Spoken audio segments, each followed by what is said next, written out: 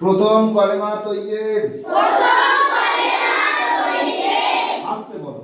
লা ইলাহা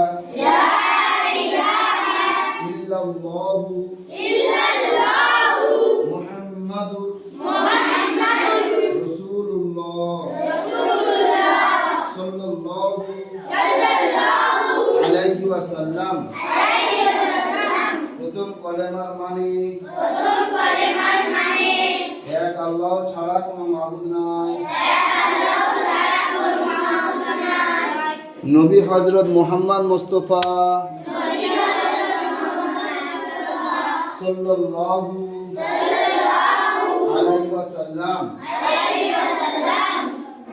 আল্লাহর পাঠানো রাসূল। কলেমার উদ্দেশ্য দুনিয়ার কোন বস্তুর দ্বারা কিছু হতেই পারে না, যা কিছু হয় আল্লাহর হুকুমে হয়। নবী হযরত মুহাম্মদ মুস্তাফা সাল্লাল্লাহু আলাইহি ওয়াসাল্লাম এই নুরানি তরিকার উপরে ইহকালে পরকালে কামিয়াবি হয়। দ্বিতীয় কলেমা শাহাদাত, আশহাদু আল্লা ইলাহা ইল্লাল্লাহু ওয়া আশহাদু আন্না মুহাম্মাদান আবদুহু ওয়া রাসূলুহু। দ্বিতীয় কলেমার মানে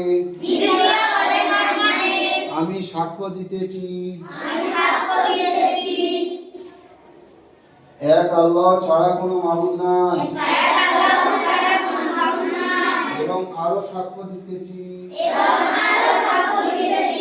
নবী হযরত মুহাম্মদ সাল্লাল্লাহু আলাইহি ওয়াসাল্লাম আল্লাহর পাঠানো রাসূল বা বান্দা। তৃতীয় কলেমা তামজিদ, সুবহানাল্লাহি